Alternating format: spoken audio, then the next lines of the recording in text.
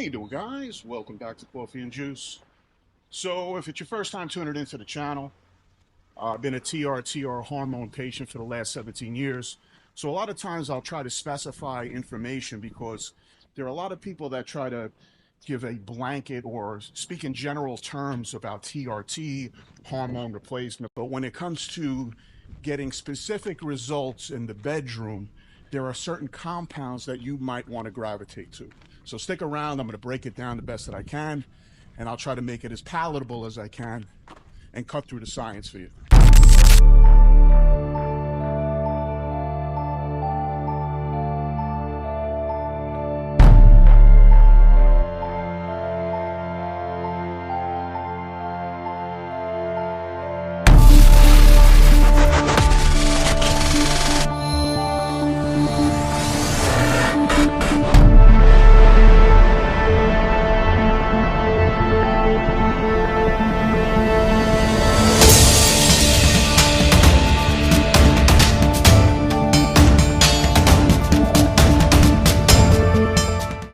So the first thing that you have to understand or try to master is the testosterone and estrogen ratio that you have going on personally.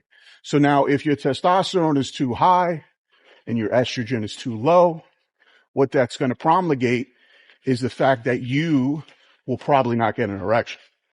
So if you crush your estrogen, that's, once again, like I go back to the video with this, Buzz and Pattaya guy. And once again, it basically held true is that they gave him something called an aromatase inhibitor, which once again crushed his estrogen. And it's a cookie cutter approach, which is fine.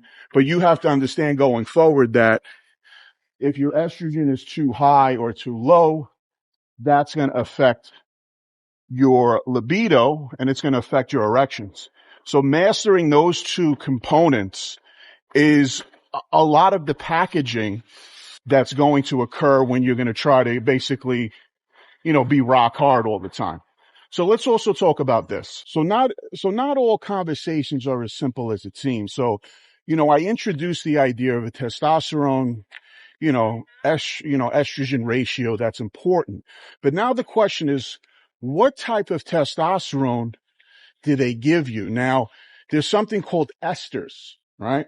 So you have faster working esters, you have slower working esters, like undecanoate is slow, meaning when they give you libido, they basically put it in your system, a very large dose.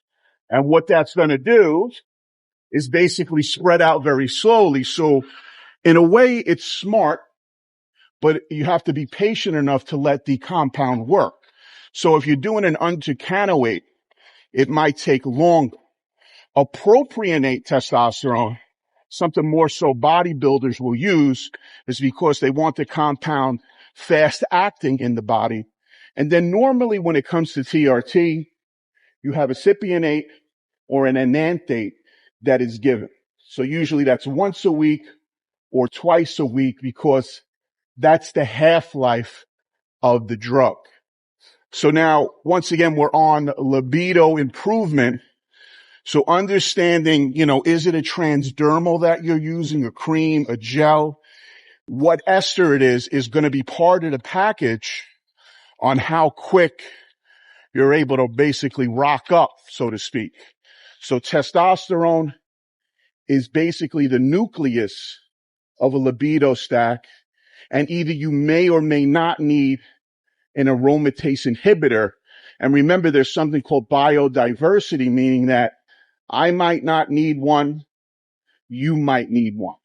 So just keep that in mind regarding anecdotes, etc.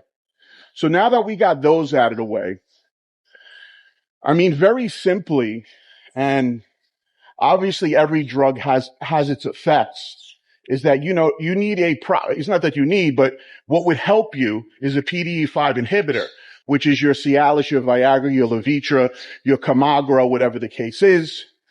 And everything is, when you try a compound, everything is a case-by-case basis. As an example, my preference is tadalafil, more commonly known as Cialis. Viagra, I thought took a little too long to work. It was a hit or miss. That's how I metabolized the compound. I tried something called Levitra, and I did it at my old job. And some girl said to me, she's like, "Oh, you're very, very sunburned." So I look in the mirror. I was as red as a tomato.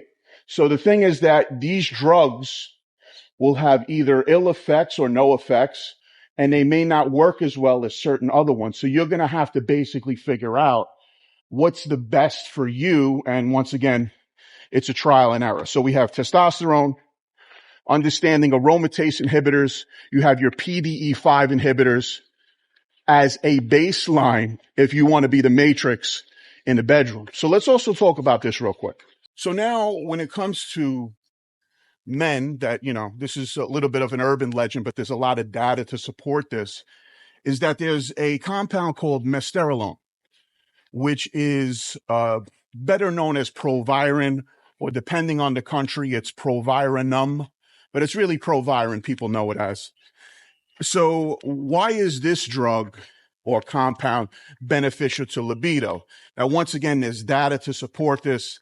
And anecdotally, it's a DHT or a testosterone derivative that's DHT in nature.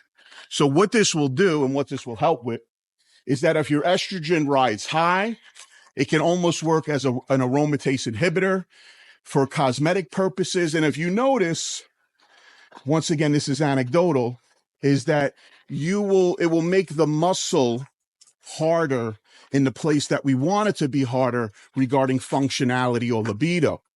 So that is proviron. Does proviron obviously have its ill effects? Of course. And once again, I'm not a doctor. This is for entertainment purposes only. And I'm giving you a little bit of a personal anecdote of how I would stack compounds to be the most successful in the bedroom. So let's also talk about this really quick. So, as we try to, have more of an improvement in the bedroom, like what type of ancillary treatments can you use? So I basically broke down the testosterone, estrogen components. You got your PDE5 inhibitors, you got your proviron, which could be put, basically into the cocktail. And what it'll also do is it'll increase your sperm count. That's why it's actually a medication that got qualified to get put on the market, and it also increases well-being. So now sounds like a wonder drug, and then you would always say, why doesn't this, why don't they sell it in the US? It probably works really well and they probably would lose money. So you always got to look, since I think I'm past the 3-minute mark, if something works too good and is too cheap, billions and billions of dollars are lost. So basically what happens is they create a situation probably, and then they could pull it off the market, and then they could try to sell you something else. It's a classic textbook kind of thing. So anyway, let's get back on track here. So there's something called PRP, and then also with that, we're going to talk about stem cells. Now, PRP and stem cells are different. PRP is basically when they take your blood, contingent on what type of growth factors you have in your blood is how efficacious that treatment is going to be. Nobody really explains, because when they say, yeah, do PRP, the problem is that if you're a little older, do you have more growth factors than a 25-year-old? And the short answer is no. So understand, when you do PRP, it's going to be real. You have to be realistic. Now, when we talk about stem cells, they're not the same.